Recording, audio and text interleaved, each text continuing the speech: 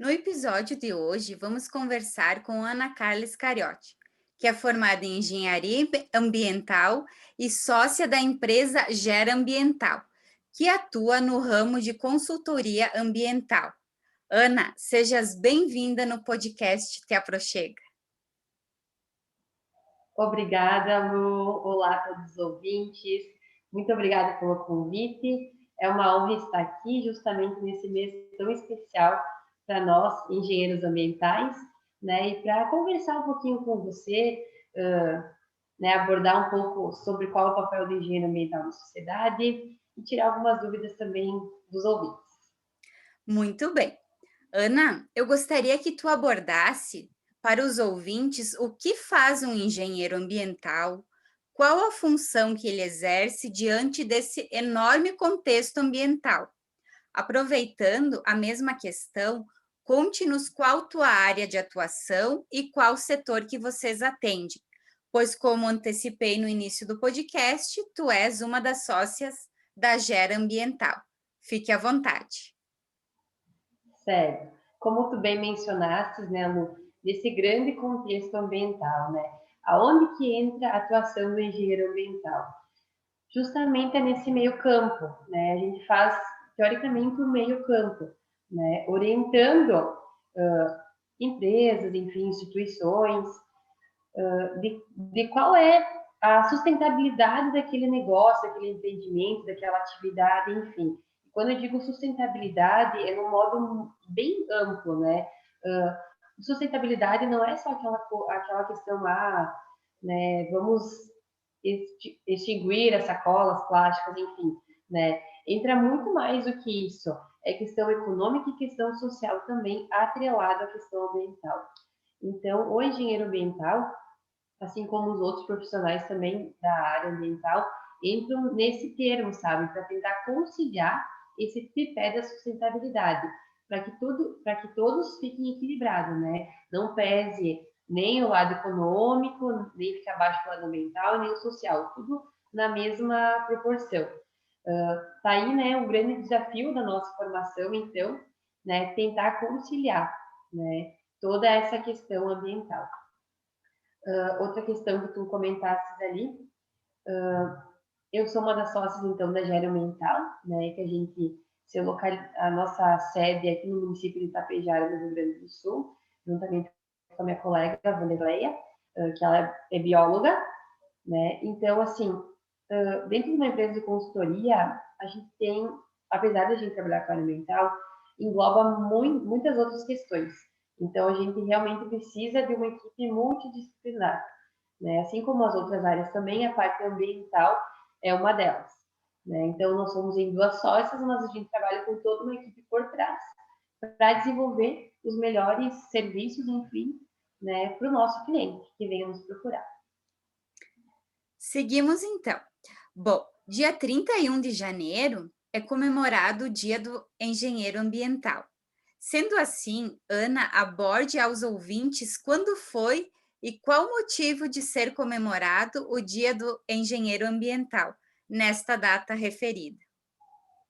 Certo. A engenharia ambiental, né, o Dia do Engenheiro Ambiental é relativamente novo, se a gente for comparar com outros profissionais, né? Por exemplo, o engenheiro civil, biólogos, enfim. O engenheiro ambiental é uma profissão relativamente nova, mas que ela está no mercado há muito mais tempo, né? Mas atuando em outras áreas, né? Agora que no caso a gente está conquistando o nosso espaço, né? Cada profissional, enfim, tem a sua atribuição. Então, assim também tem o engenheiro ambiental. Ela foi formalizada, o Dia do Engenheiro Ambiental, em 1997, né?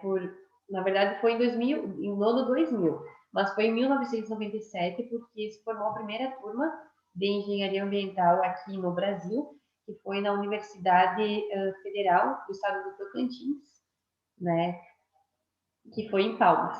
Então, por isso que ficou o dia 31 de janeiro, o dia do engenheiro ambiental. Olha só que maravilha.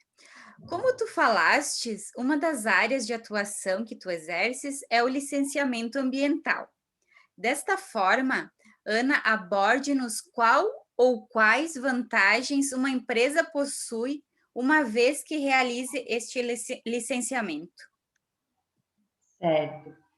Lu, aqui no estado do Rio Grande do Sul, a gente tem uma resolução, que é a resolução do Conselho Estadual do Meio Ambiente, que é a CONSEMA, né, que ela rege toda a questão do licenciamento ambiental no estado do Rio Grande do Sul. Né? Assim como os outros estados, né, cada estado, enfim, tem as suas diretrizes para seguir quanto à questão do licenciamento. Né? Então, a gente tem a CONSEMA 372 de 2018. Nela está descrito, enfim, todas as atividades, portos, enfim, que são passíveis do licenciamento ambiental. Uma das vantagens, daí, só abrindo aqui, a gente tem atividades empresariais, enfim, e também atividades do campo, né, atividades rurais. É uma gama enorme, né, de atividades que são passíveis do licenciamento ambiental. Né? Uma das vantagens, enfim, das empresas, as atividades possuírem né, requererem o processo de licenciamento ambiental é justamente para a gente conseguir ter um controle, né, de toda a geração que essa empresa tem, desde a parte dos resíduos, né, emissões atmosféricas, efluentes industriais, né, sanitários, enfim, toda a geração que essa empresa tem através da sua produção, né, para produzir de qualquer forma alimento, né, a gente tem essa geração. Então, esse documento visa o gerenciamento desses aspectos, né, que eu comentei, para assim a gente poder tentar reduzir custos, né, custos de insumos, tentar direcionar esse resíduo que a empresa gera para venda, né, reciclagem, compostagem, enfim, trazer realmente um valor agregado a todos esses aspectos, né, resíduos, enfim, efluentes, para poder também potencializar a empresa nesse lado, né, que ela trabalha com né, com essa parte de, de valoração do seu resíduo, né. Uma também das vantagens seria que a atividade, enfim, pode requerer, né, alguns outros documentos, porque muitas vezes a licença ambiental é um documento determinante, por exemplo, para participar de alguma licitação, né, para você requerer algum recurso financeiro. Então, tu precisa estar regularizado na parte ambiental também para vir a requerer outros processos, né, administrativos, financeiros, entre outros. Né? Também a gente pode colocar a questão do marketing, né, propriamente dito, né, porque isso é muito, tá cada vez mais, o consumidor está atento, né, está atento, não importa se tu vende um produto, se tu vende um serviço, está atento ao que consumir.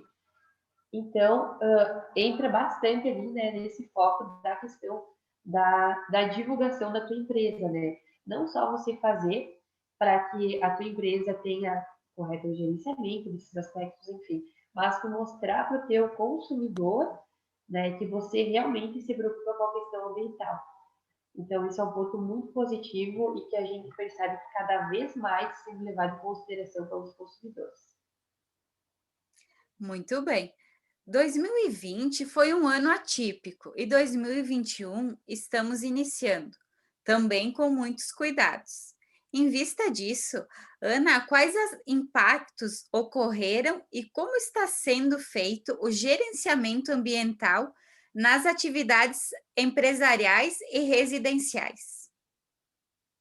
Na verdade, Lu, o que a gente percebeu no ano de 2020 foi a questão da redução, né? A redução, enfim, das horas trabalhadas, né?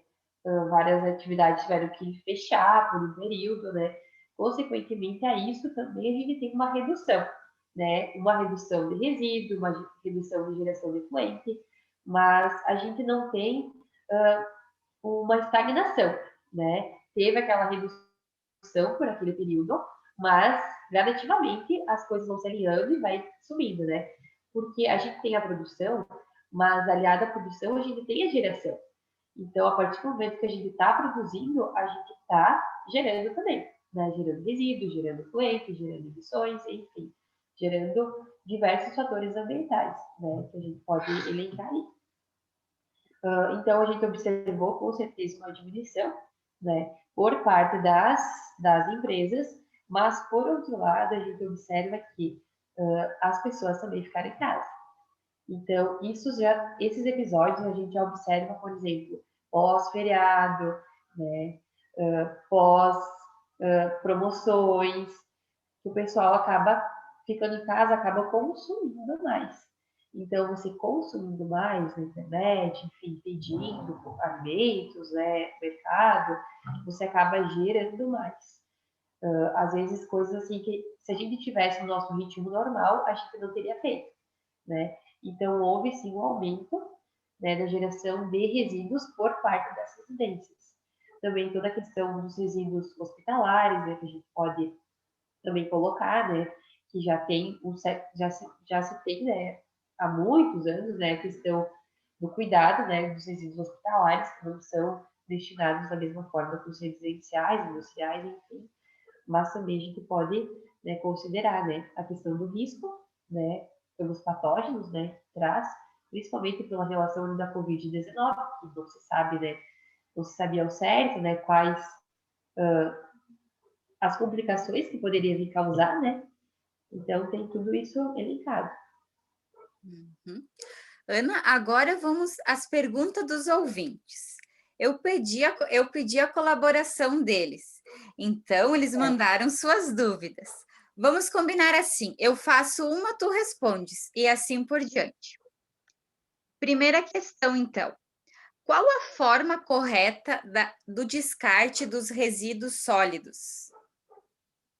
Certo. Aqui, essa questão é bem ampla, porque resíduos sólidos a gente engloba tudo, né? Toda a questão de geração. A gente tem diferentes classes, por exemplo, resíduos domiciliares, resíduos industriais, como eu comentei antes, resíduos hospitalares, né? Resíduos de construção civil, enfim, é uma gama enorme. Mas eu vou focar principalmente nos resíduos domiciliares e nos industriais, né? O resíduo domiciliar, né? De que forma que a gente pode contribuir, né, para um melhor aproveitamento desse resíduo, né, quando ele chegar lá na estação. Separar, né, que é a separação, né, que já vem há anos, né, sendo falado e difundido, mas ainda parece que as pessoas não se conscientizaram, né? Ah, por exemplo, assim, muitos questionamentos surgem. Eu separo o meu resíduo em casa, mas chego no caminhão, é tudo misturado, né? Mas isso geralmente ocorre a compactação desse resíduo pós a tua residência, justamente porque o resíduo ocupa volume, né? Então, se a gente considerar, se não tiver essa compactação, quanto mais de viagens, enfim, que esse caminhão vai ter que fazer, né? E ele estando compactado, isso a gente consegue reduzir muito o volume, consegue ter mais recolhimento, né? Na mesma rota do resíduo. Então, o que vai acontecer? Vai chegar lá na estação de triagem, o resíduo, eles vão abrir, né? Geralmente se abre e faz a classificação, muitas vezes de forma manual, né? Então, se tu coloca resíduo orgânico misturado de repente com resíduo seco que poderia vir a ser reaproveitado, aí tu já perde, né? Porque já molhou, já perdeu a característica de reaproveitamento. Mas chegando lá no setor de triagem e tu tem separado, por exemplo, eu tenho só seco, vou separar os materiais, tu consegue fazer uma valorização desse resíduo, né? Separar e dar destinos diferentes que não sejam o aterro propriamente dito, né? O que não pode ser reaproveitado, na maioria dos casos, né, vai para o aterro. Justamente é controlado, né? Tem todas as questões, tem todas as questões de impermeabilização, enfim, de controles, né? Tudo controlado, na maioria das vezes, né? Não na totalidade, né? Deixando bem claro. Mas se tu consegue você, consumidor, fazer isso na tua casa, tu já, né, libera o espaço do aterro, né? E consegue com que o teu resíduo vá para outro caminho. Quanto à questão industrial, né, comercial, enfim, mesmo que a tua atividade assim, não esteja enquadrada, esteja passivo de licenciamento, você também precisa gerenciar os seus resíduos, porque a gente já deixa de ser uma pessoa física, passa a ser uma pessoa jurídica. Né? Então, a responsabilidade do resíduo é do gerador. Né? É uma responsabilidade, digamos assim, compartilhada nesse meio termo. Né? Tu gera, mas tu tem a responsabilidade de destinar corretamente esse resíduo, né? Fazendo com que uma empresa licenciada possa vir, né, carregar esse material e dar a destinação ambientalmente adequada. Certo. A segunda, então, para que serve a logística reversa? Muito boa essa questão, né? A logística reversa, ela foi um instrumento criado pela Política Nacional dos Resíduos Sólidos lá no ano de 2010. Então, como é que funciona? Eu vou explicar primeiro a logística direta e depois a gente inverter o fluxo, né? É retirado para qualquer bem, consumo, enfim, né? Extrai-se a matéria, enfim, monta o produto, né? A empresa monta, passa por uma cadeia, né, sequencial, desde transporte, comércio primário, enfim, até chegar ao comércio final, né? Aí nós, consumidores, vamos lá e compramos esse produto, né? E a gente utiliza o produto. A logística inversa, né? O que, que seria? A gente, após o consumo desse produto, desse determinado produto, nós devolvermos para o ponto onde a gente comprou, esse ponto onde a gente comprou, devolver, né, para uma entidade gestora, e essa entidade gestora passar para a empresa produtora desse produto. Né? De uma forma resumida, né, contando os caminhos, mas basicamente seria isso, o fluxo inverso. Né? Para a logística reversa, a gente tem alguns produtos que estão definidos pela lei, né? Que teriam a obrigatoriedade de serem devolvidos, né, por nós, consumidores. O ponto de venda recolhe, né, e assim sucessivamente até chegar na fabricante, enfim, na empresa fabricante ou na exportadora. Mas a gente percebe que tem algumas falhas no sistema, né? Que se a gente devolve, muitas vezes não recebe, o ponto de gente compra não recebe, né? E enfim, assim sucessivamente. E nem é questão assim do ponto não receber, mas é questão de que o ponto não tem onde destinar, muitas vezes, né? Então, não é só a questão do ponto que recebe. Até mesmo nós, consumidores, que não devolvemos o ponto que recebe, mas também da empresa que deveria, né, mover, enfim, ações, justamente como governo, né, porque é uma lei, para receber esse produto, alguma coisa aí desse meio termo aí não ocorre, né? Não em todos os casos, né? Claro que tem casos que funcionam muito bem. Como eu havia falado, temos alguns produtos, né, que estão por lei, vamos colocar eles, que seriam os agrotóxicos, as embalagens de agrotóxicos, pilhas, baterias, lâmpadas, os pneus inservíveis, os eletrônicos, né, daí entra a gama geral dos eletrônicos, e as embalagens de óleos lubrificantes. Né? Então, a logística reversa, como eu comentei, foi instrumento, né, da lei lá de 2010, da Política Nacional dos Resíduos Sólidos, mas se a gente observar, a logística reversa dos agrotóxicos já está instituída por lei desde o ano de 89. Então, isso já estava ocorrendo. Né? Aqui na nossa região, a gente pode observar que a questão das embalagens, né, dos agrotóxicos, ocorre muito bem a questão da logística reversa, né, é se organizado, né, a questão dos pneus também, né, muitas prefeituras têm pontos de coletas de pneus, então isso ocorre. Nas cidades maiores, a gente já observa também a questão das pilhas, baterias e lâmpadas, que já tem os ecopontos, os locais onde a gente consegue destinar, né? Nos municípios menores é um pouco mais complicado, né? Porque a gente não tem tanta população também, mas as prefeituras mesmo se mobilizam e fazem campanhas de recolhimento, né? Quanto à questão dos eletrônicos também. As embalagens dos óleos lubrificantes, né? Como a gente trabalha também com empresas que atuam nesse ramo de prestação de serviço e ocupam esses produtos, a gente observa também que ocorre realmente essa logística reversa. Mas, claro, né, a gente não pode generalizar, né? Cada município, cada região tem as suas particularidades. Mas a logística reversa é um instrumento que está aí e eu acredito que cada vez mais, né, a gente possa ter políticas públicas que viabilizem para que realmente isso aconteça. Uhum. A terceira, então, o que seria e como funciona a responsabilidade compartilhada?